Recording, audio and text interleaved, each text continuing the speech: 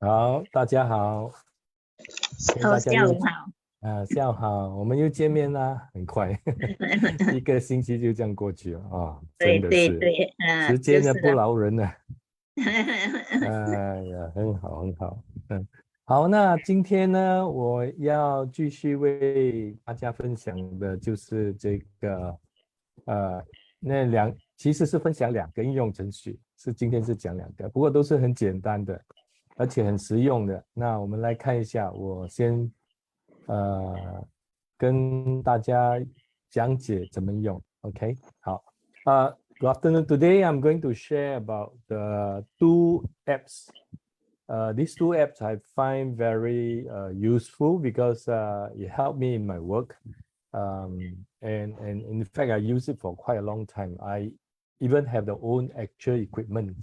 But now with the mobile phones apps, it's so useful that I don't have to carry those things and I can bring around even at any moment I can use it and test it.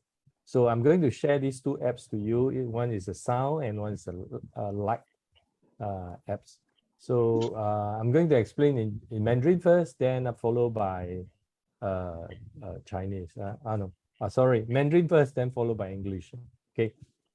Today I will lead in sharing with everyone. So yeah, just sit back. 好，我现在来跟大家分享今天的主题。今天我们要讲的就是这个英语叫做 Sound Meter and Light Meter Apps 就是分贝仪和那个测光计它们有很多名词啦，很多名称了，有的叫做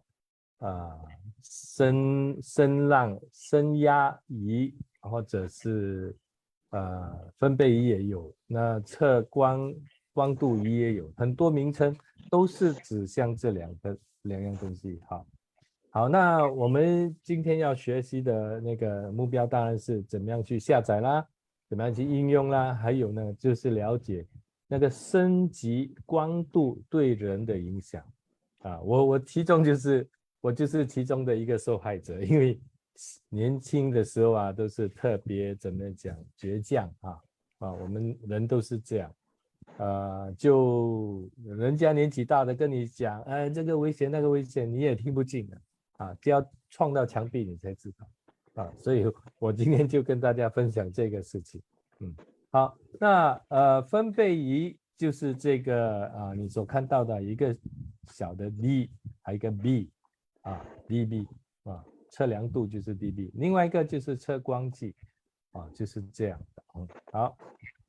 这两个你都可以在谷歌上面找得到那你来看一下，这两个呢，就是在谷歌或者是苹果的商店你就是输进去这个 Sound Meter 这个字，上面这个我写的这个字Sound Meter 你打进去的时候，你会看到有很多种，那我是用这个，我觉得还很好用。当然是有广告了。如果你不想花那个钱的话，你就广告也无所谓了，要不然你就要花大概是4.8块吧，买呢它原来的就是没有广告了，也 OK 的啦，有广告好，这个一个是谷歌的，就是这个，然后苹果的是你可以找，就是这样苹果也不一样。好什么叫做分贝计或者是分贝仪呢？其实它就是一个测量声音的就是通过声音所产生的一个压力就是来计算。那分配贝其实就是一个美国人的名字，他是 Bill 那为了要纪念他呢，就用这个分就是很小的意思，因为它的压力是很小，所以就计分的分再加上这个贝来作为这个测量的单位通常是测量噪音或者是怎样去计算的那我们来看一下这个声音对我们的害处到底是多高呢才是有害处？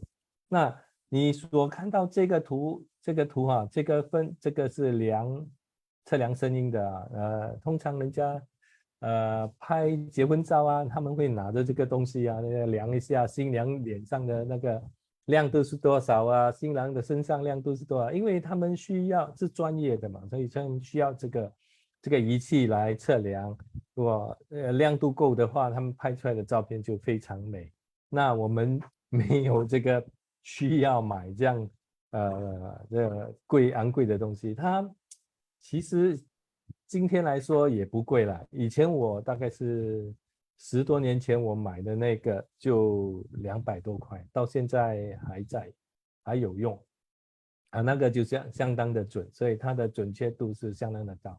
但是因为今天是用我们的手机啊，所以你这个准确性是没有那么高，那也无所谓，因为我们所要用的那个目的就是来测量一下那个声音哈。好，这个就是关于这个声音的一个表啊，你看呢，从30到140，30是很低啦，就是通常我们的一些音乐啊、轻音乐啊这些啊，或者是30、40是家里的一些普通的声音啊。如果是我们讲话，就好像我现在讲话，这个声浪大概是60这样，然后呢，以前的办公室会很吵啊，有打字机啊，现在是没有了，所以这个声音大概是70这样啊。如果是超过80、85以上啊，就是属于噪音啊，就是对于有害。就好像我们站在那个公路旁边啊，那个卡车啊、汽车这样走过，这个声音就是很大。然后接下来就是90到95，就是我们的那个地铁啊，我们坐地铁有没有看？有时候地铁很吵很吵啊。地铁再往上走呢，就可能就是那些电视节目啊，或者是转机啊、装修啊，这些都很吵。那你没有经验过哈？这好像你是坐在汽车里面，后面一辆大卡车经过，然后他按一下他们的喇叭，他就砰一声，有没有这样的一个经过？有没有这个经验啊？他按一下，砰，我们的这个心就跳起来哦，声音不亮，但是我们的心脏感觉得到，就是因为这个它的那个声压很高，它说能够影响到我们的心脏，所以如果我们长期暴露在这种杂音的当中啊，我们的血压会增高，心脏病也会增加，而且会影响我们的睡眠啊，尤其是现在现在我们有这个，你大概知道这个叫做 iPod 这个东西啊，这个东西就是年轻人喜欢放在耳边啊，这个耳机这样，我也是一样这个东西放在耳边，然后声音太大的时候，会影响到我们的听觉。那这里呢就可以看到一个表格，我是在那个因为是中文的，要找中文的，所以我就在一些中文网站上面找不到。那最低的声音呢，就是10个分贝啊，10分贝是我们在新加坡是很难经验得到除非你在一个在国外就好像大概是20年前我在就是博斯，我去了一位杨同事的家，在他家住过他的家所以他邀请我了，我是出差了，然后去那边，他就说要不然今晚你就不要住在酒店，你来住我们的家，然后感受一下他们是博士的那种悠闲的生活，的确是家很大，2个孩子，三辆车，夫妻一人一辆是spare，他们叫做 spare，然后我就在他家住，晚上以前是没有手机嘛，不像今天我们手机可以看什么的，晚上完全没有，只有电视机那是20多年前，然后晚上我就听到那个落叶的声音，风吹落叶。那是很小声的声音，因为真的是很好啊，所以我知道那个声音大概是10多个分贝，很低很低。然后在网上看呢，就是30分贝就是我们的卧室啦，我们睡觉啦，开空调啦，啊，或者是图书馆呢，通常我们说，哎，图书馆要小，不要发声音，就是这个40分贝这样。那一般我们来看到80分贝就是汽车行驶的那个声音啊。那在这个声音的话，就会影响一个人的心。如果你长时记在那边，你就会觉得很烦呐，啊，对吧？很烦啊，尤其是有装修，你看这个图啊，装修啊，地铁啊，超过85上那个分贝的都是对我们身体有害啊。那大飞机啊，你知道大飞机多少吗？那个飞机的那个涡轮啊，它启动的时候那涡轮，那个是125分贝啊。那个噪音可以达到130都可以。那些长期在那边啊，如果你在那边工作，一定要带那个保护耳朵的那个东西，要不然耳朵在那边工作1、2个月就会耳聋了，因为很危险的一个地方啊。危险就是职业病啊，这样的影响到我们听不到，年纪轻轻就听不到，就麻烦。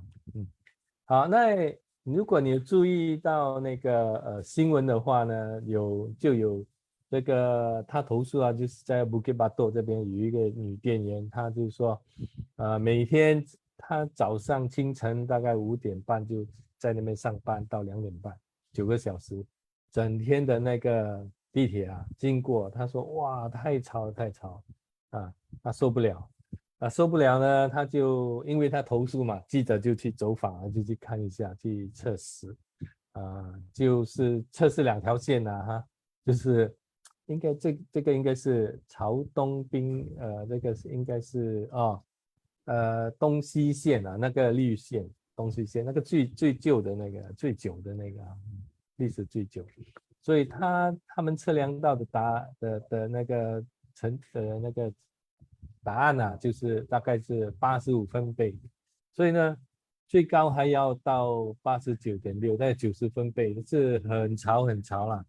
所以每一趟列车每5分钟经过一次，哇，真的是受不了，哇，真的是很恐怖。如果你是天天在那边工作，以前这也是受不了。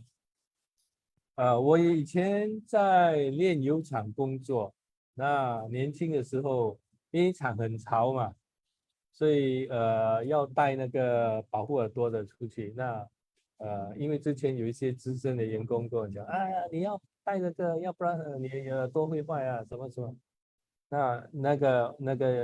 那个机器是120分贝，我量过，以前用那表量过120分贝。我说哎呀，不用紧，我在那边5分钟。但是5分钟之后，我整个耳朵就有那种嗡嗡叫啊，哇，很后悔。结果耳朵就被怎么讲影响到。好，那我们来看一下这个分贝计到底是什么样呢？就是这样的一个图表，它很简单的，只要你打开下载之后打开，它立刻就工作了。它可以分成2种啦，就是中文这个是英文的哈，对不起，所以它有一个移动图表，可以看那个图表是多少，然后另外一个呢是移动的一些文本，就是说它根据那个声音，然后它的那个文字会跳动啊，然后你也可以暂停，因为你可以记录，然后这边呢，这边就是黑白啊，它你可以切换背景。你可以更改所以这个是很好很简单的一个东西哈。那我立刻来跟大家分享你看我的屏幕我现在停止分享。好，那我分享我的手机。对不起，我要怎么讲改一下改一下，我用我手机来分享。好，那我们现在我先把那个看到我手机了哈，那我就把这个仪器声音的，哇，好多就是这个看到了所以我手机现在呢，因为我在说话嘛，我在说话，所以它就不停的跳动。如果你靠近一点，大声一点，你看我一个人的那个声音还是不会超过80最高80如果是有那个我要敲桌子的声音敲桌子声音呀，它也是很高。因为我这里是比较安静的一个地方，所以就是这样。然后我们可以，你看到这个 A 下面有一个字 A 字它就能够根据我们的声量来跳动但是你看到你的屏幕所看到的是有点慢了延误好，然后我们可以暂停你也可以暂停，也可以更改它的画面要亮都可以更改的这个东西就是这样。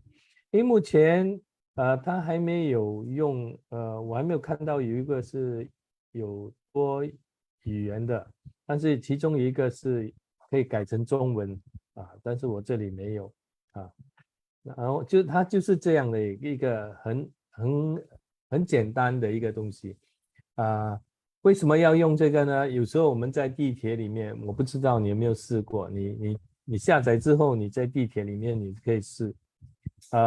我有试过一次，在地铁大概是80多在地铁里面在走它是经过一个转弯的一个地方，所以它就很潮不过还是根据我们的那个怎么讲，我们的 LTA 就是我们的那个管理部门，那地铁管理部门，他们所说的，就是只要少过90，就是可以接受的一个范围。但是这也是一个很长的一个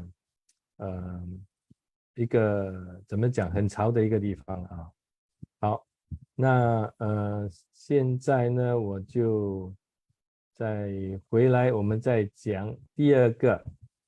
好，我们再讲第二个应用程序是什么呢？第二个应用程序这些都是今天可以用的我再分享一下我的屏幕好，可以看到了好，第二个就是这个，这手机都不动了好。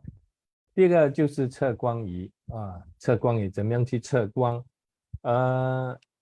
这个我打在上面的这个就是这家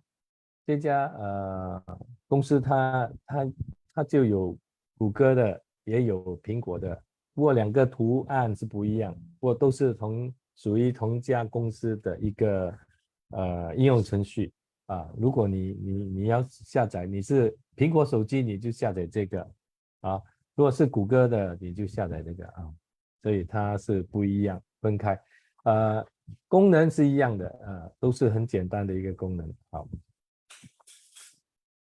那什么是测光机呢？测光计呢，其实它就是测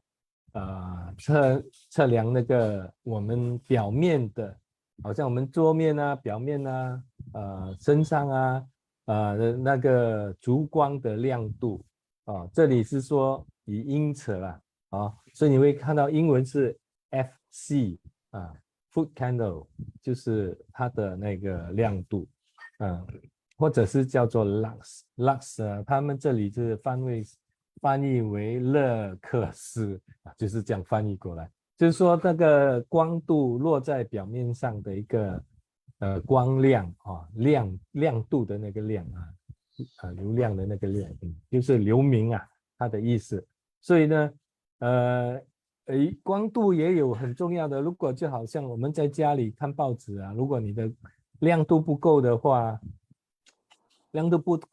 它会使我们的那个眼睛受损，太过亮的话也是不好。所以我们来看一下，到底是要多亮好像有时候我们装修房子我们装修的时候，我们也不知道该多亮所以通常就问他们装修商啊，到底我们要多亮什么？等到你搬进去住的时候，你会发现，哎呀，我家太亮了啊，或者是哎呀，我家太暗，然后你就再去装那个灯，你就会很麻烦。不过他们都现在的一些装修商啊，他们都是有学历的啦哈，不是说随随便便就跟人家做装修。所以我们来看一下，到底是多亮多暗才是适合的啊？好，我们现在看到这个，如果是办公室、会议室、个人办公空间啊，这里250到700，通常我是拿前面的这一排数据，因为后面的这一排数据是会比较高的，好像是250到700。那你要看哪一个？通常我们是看前面的这个250就够了，因为会议室你只要是开会，你不是在做很大的阅读、很短暂的阅读，所以250。但是个人办公室呢，就是你的办公地方，700也有可能啦。但是我的一个非常就是说很舒适的一个亮度大概是500多600，就是这样。好，那工厂我们这里也有工厂，大概是300。但是精密的组装啊，如果是那些做 iPhone 的啊，你们看他做手机的那些流水线那些的组装地方，通常他们都是很亮的，所以对于员工来说，1500是很损眼的，眼睛会很容易坏。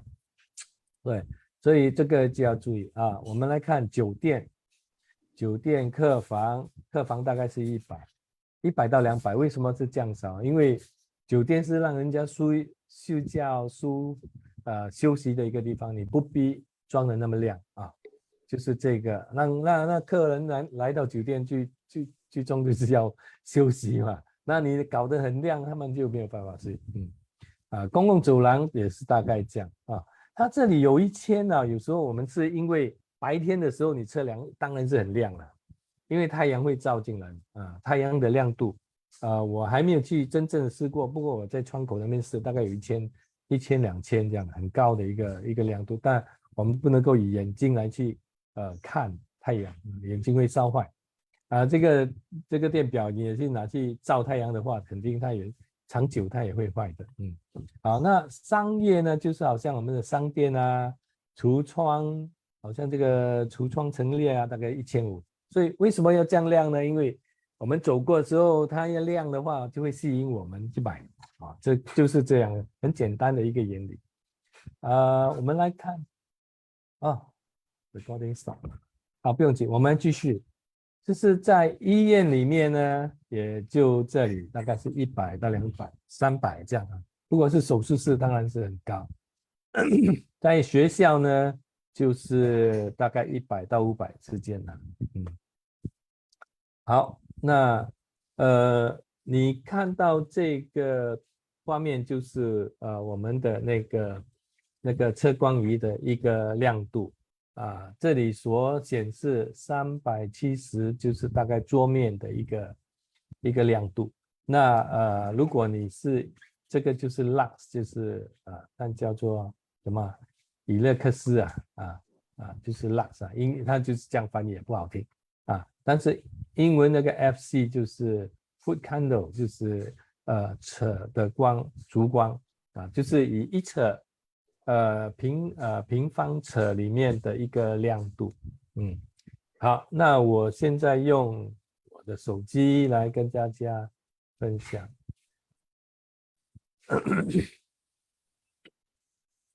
手机的那个在那里看一下。手机翻过来。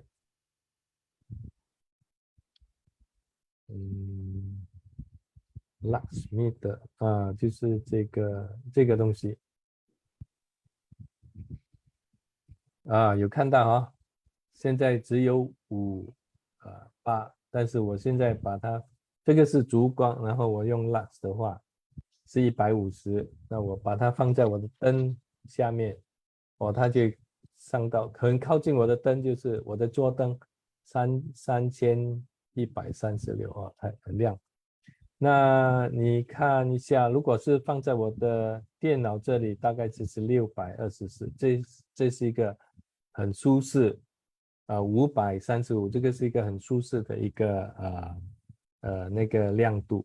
那其他的就是你可以把它记录下来啦，或者是你可以过去你拍到的一些亮度啦，你也可以记录，或者也可以删除啦，就好像我现在把它删除，但是如果你说你不喜欢前面这个我们这里一个广告嘛，如果你要把那个广告移除的话，你就要付大概是8块多8块多，这样不要了所以我这个东西我只是用一下我还能够接受。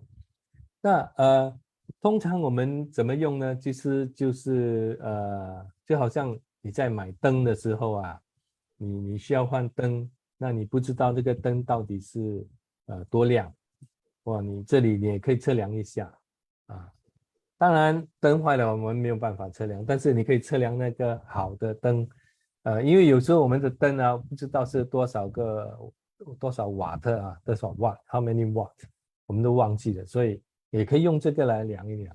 那有时候小孩子他们在暗的地方看手机看电视节目太过暗也不好，所以如果少过100的话，我们就要把那个电灯给打开要开灯要不然眼睛你在暗的地方呢就会受损。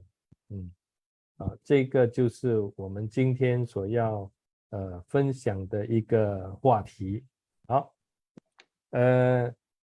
现在有没有问题要问关于这个东西，这个应用程序，一个很简单的但是很实用的应用程序。因为这个测光仪如果你去买的话，一个也要200多块。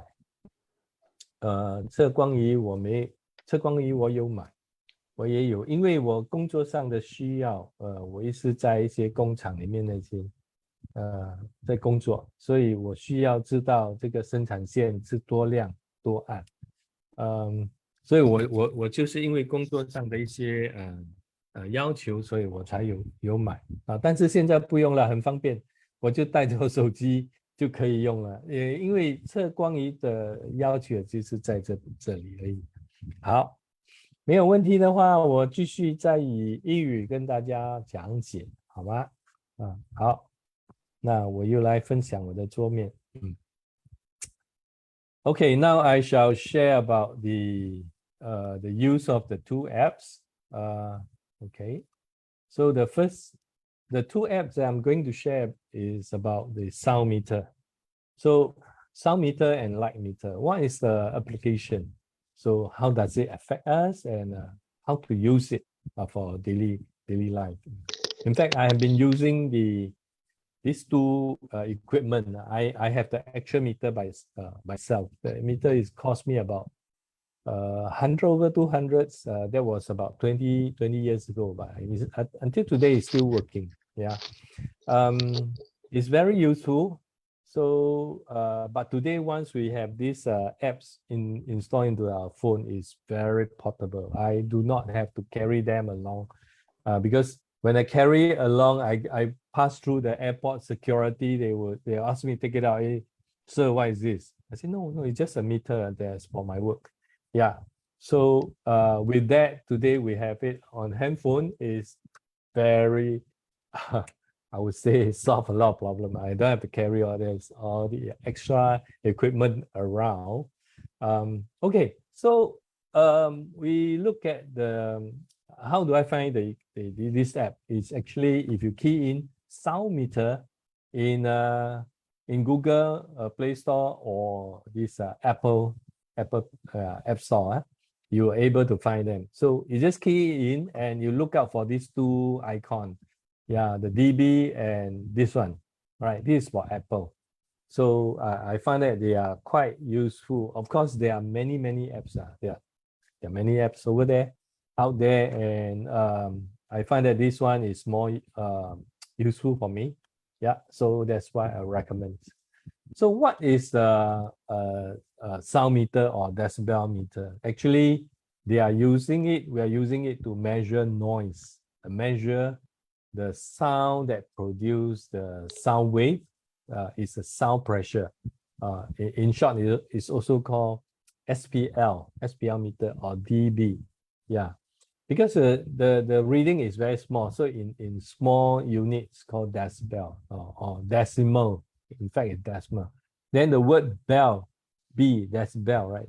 Bell is actually the founder who found this noise and produced this test equipment. His name is Dr. Bell. So they will to remember him. So the measurement unit become dB, decibel. Yeah. So now let's look at what is noise all about. And we always talk about noise pollution, and we does not know how much is considered noise pollution, right? So in fact, when you have high noise, it can really cause our physical some problems, like like high blood pressure. Because have you experienced when you're driving or when you're jogging and somebody behind you give you a nasty horn, especially the big truck? The Malaysia, those trucks, they are very big because they are so huge and they travel very far and they need to warn people. So their air horn is always very loud.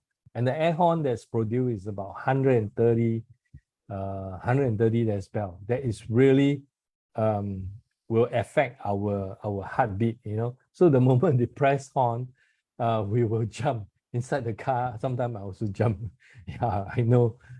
It's not loud, but it's the wave, the decibel that is the pressure that causes us to get the shock. Yeah. So for a quiet environment, could be 10 to 30 decibel. All right. So as you go by, sometimes you turn on the vacuum cleaner, is very noisy, right? Vacuum cleaner could be 70, 80s. Yeah, it's considered noisy. Then at the normal roadside is around 80, 90. Yeah.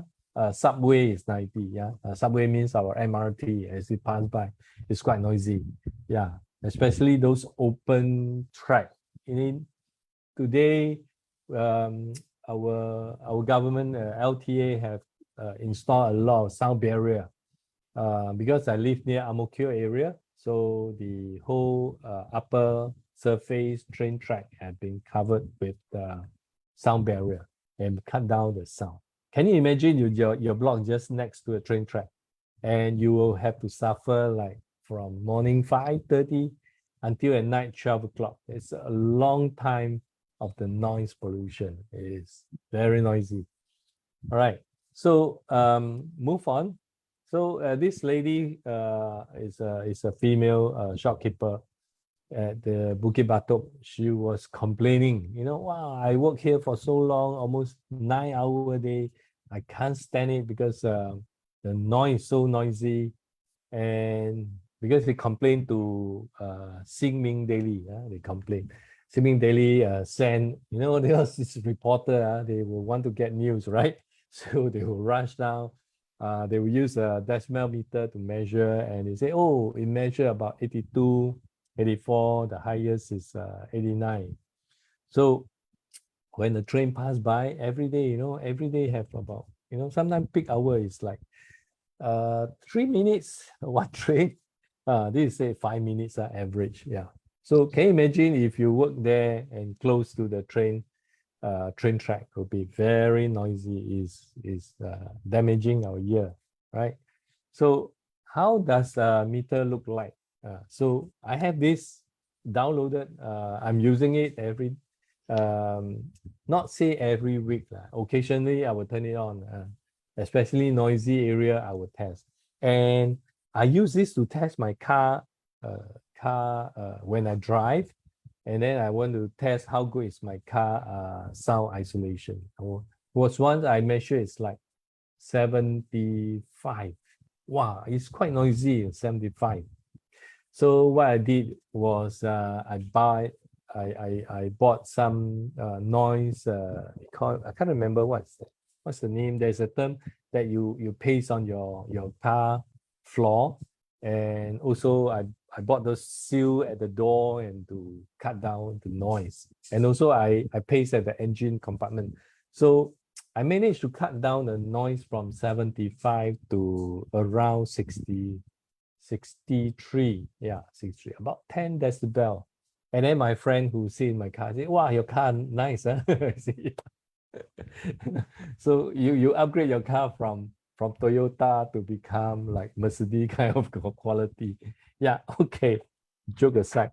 I'm going to share with you my phone, how it works. Yeah, okay. So in the phone, let me call up the apps. Okay, so where's the apps? Yeah, this is the one. Okay, yeah. Oops, how come we didn't share this? Yeah, stop sharing. Somebody have shared. No. Okay. So I share again. Somebody still. Yeah. Okay. Now you got it. Now this is my screen. Just now was somebody's screen. Okay. So what you see from my the screen here is where I'm talking. It's around 60 decibel, and the room when I stop talking is about 40, right? Yeah, it's about 30, 40, right, when I stop talking. So of course, when there's a plane pass by or when you're near a noisy area, the sound will go up. Like if I knock on the table, it's about 70. So can you imagine if your next door is under renovation, that is very high noise. Yeah. So that's how you use it. Of course, you can use, you click on A, it will give you the running text. Yeah. Then you can pause. Okay, you can stop it to record down, or you can continue playing. It's a very simple app. And also you can change the background. You can change it to color, like, and then, or you can darken it or brighten it. It's up to you. Yeah. And it's very useful. So you can change to text, you can change to chart. Of course, there's a calibration, but normally we don't calibrate it. Unless you have a meter next to you, accurate one. So whatever you use in a handphone is considered how to say, there is accuracy issue a little bit, maybe plus minus 5 decibel or less than that, 1.5. Yeah. So okay, so this is the sharing of this decibel meter. So I'm going to share with you the light meter, the next one. Okay, so let me share the screen again. Let me share. Okay, right. The next one. Fill the response. Okay. This is called the Lux meter. So if you use your Google to key in, you can key in Lux Light Meter Pro. This company, it produced the two. They have many. There are many items up there. If you key in light meter, they come out a series of other apps for you to choose. But I found that this company, they produce these two apps in App Store, Google Play Store, or App Store. Yeah. So Google Play, of course, you choose this one, and then App Store is this. Yeah. All right. So two different one, but same function. So you may want to know what is all this light measurement all about. Actually, they mainly use it. A lot of photographers who are very professional one, they take those wedding photos, they will need light meter. And sometimes like they are shooting some scene, recording some scene, they may need to have meet certain brightness for the character, if not, you can't see the person. Yeah. Too dark or too bright, it's not good. So the measurement of light is luminance. is in metric. So, but there's another unit is called foot candles. Foot candles. That means within 1 square foot, how much light has fallen there, and the intensity of this measurement is called foot candle or lux. Yeah. So let's look at how bright or how dark that we needed for the environment. Yeah. So I downloaded here all this information here. Roughly, you can take a look. Normally I take the front row. Yeah. The back is like on the extreme side, depend on what your application. So for normal conference room, it's about 250. That means this is about the same comfort level in our home, the living room. Yeah, the living room is about this. Okay. So for personal workplace, like your home, your office, there's your desk or whatever, could be about 700. Like my place here, I'm sitting is around 600. Yeah, that is considered very comfortable. Okay. So in fact, 3 different locations have different light brightness. Packaging depend, is like store area, packaging area is around 150, it's good enough, 300. So that's why in some of the warehouse, they don't have to be so bright. Yeah. Production floor, it depends. Normally about, depend if those rough one is about 300 plus. My experience in some of the production line is about 400. Yeah, those button factory that I went, and those like those shoe factory that I work with. So it's about this brightness. Well, the other one will be QA department, quality department. They need brighter. Of course, the extreme one will be the electronic assembly, like mobile phone assembly, or some electronic equipment assembly, like PC and so on. Those need very bright, intense, especially your equipment is small, right? So you need more brightness. Because of the brightness, it will affect our eyesight. So it's very bad. Yeah. So, okay. So next one you can see is hotel, the guest room about 100 to 200. Public area, that means the common area about 200. This is quite standard. Okay. Shopping centers is around 200. Yeah. Window display, of course. Window display, you want to attract people to purchase from you or buy from you. So they will have a brighter display or the light on it. Yeah. Was at Bugis over the last 2-3 weeks ago. I was Sunday. I went there. So I saw some of the display is too bright. Especially they are selling like jewelry kind of thing. Oh, so bright. Yeah. So if they overdo it, it's no good. Underdo it, also no good. Underdo it, you can't attract people. Yeah. So okay, hospital and school, yeah, about the same. Of course, the operating theater, you need to be very bright, huh? Okay. Yeah. So in school, the laboratory could be bright also. Yeah. So these are the requirement. Yeah.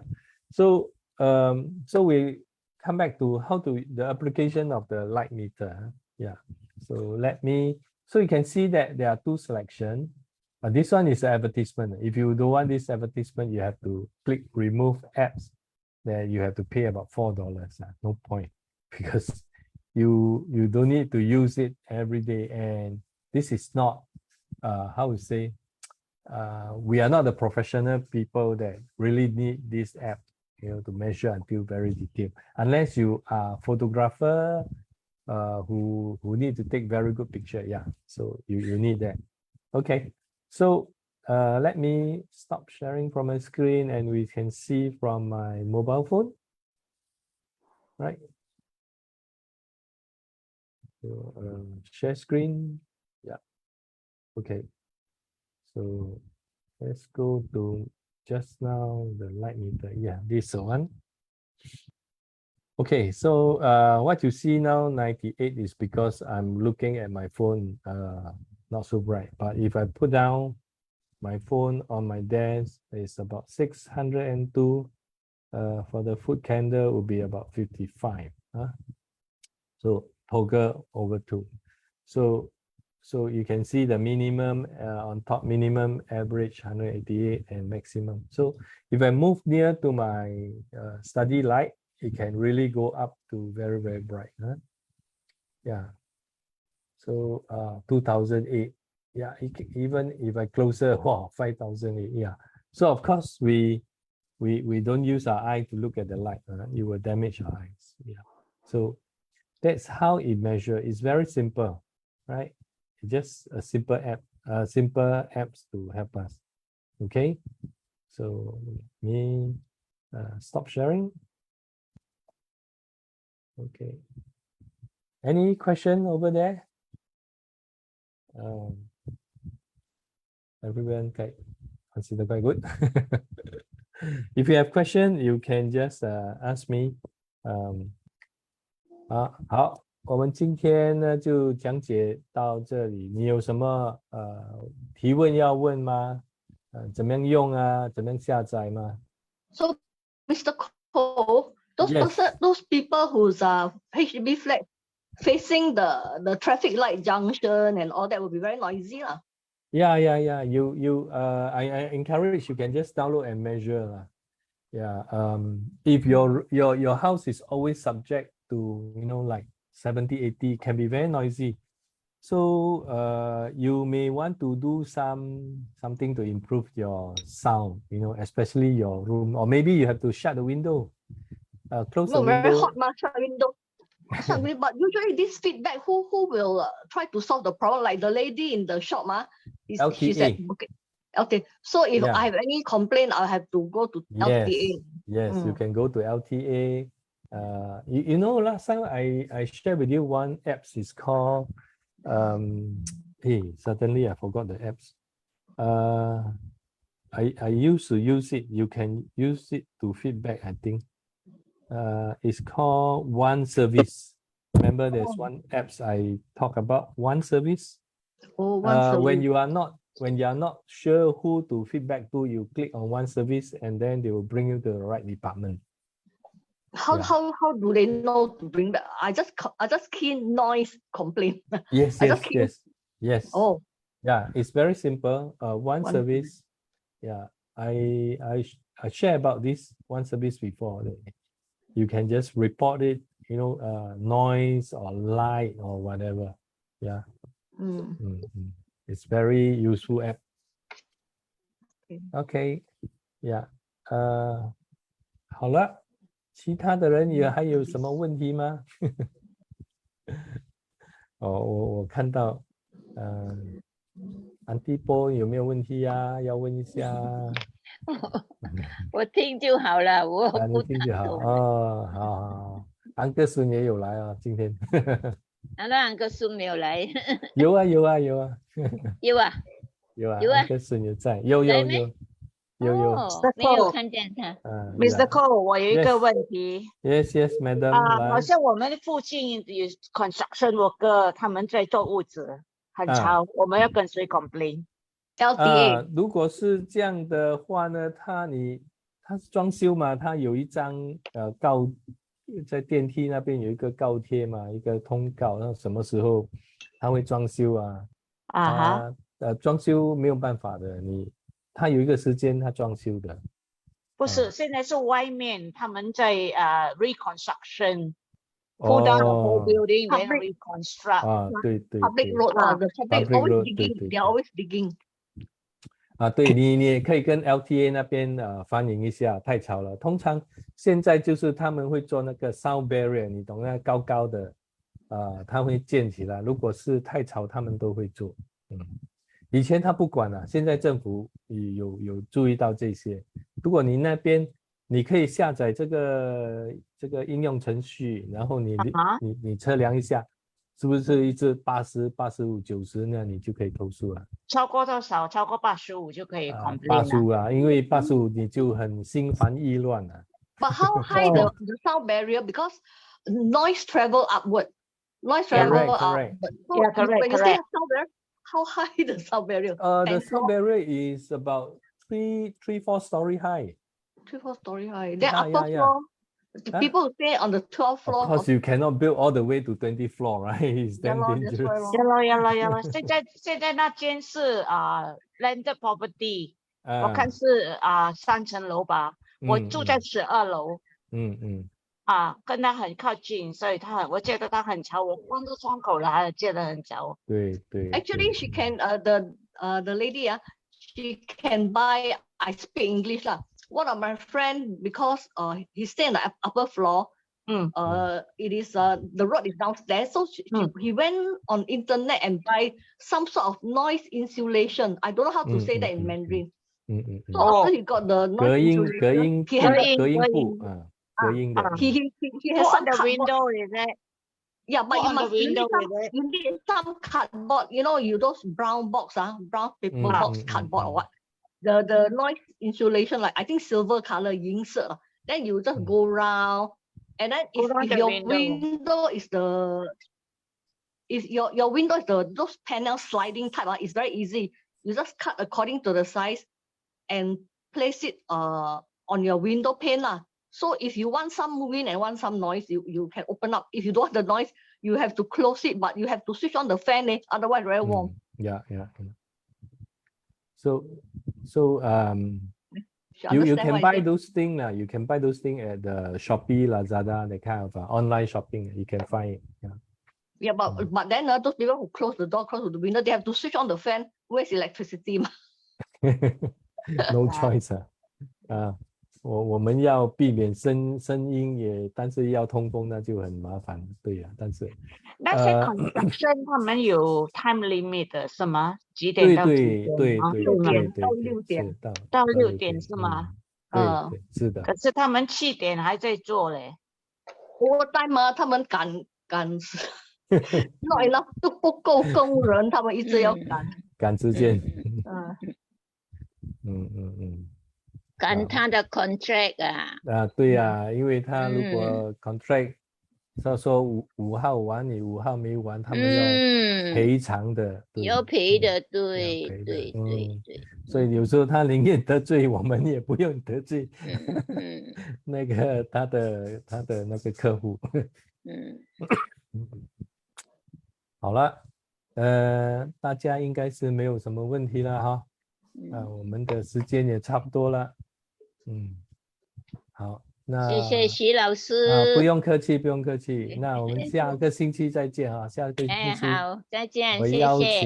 邀请Mr. John 来跟我一起先分享今天就由我来讲解2个。好，谢谢 John 老师。谢谢，我们下个星期再见啊。好，再见， OK， 再见，拜拜。谢谢老师，谢谢大家。不用客气，不用客气，拜拜。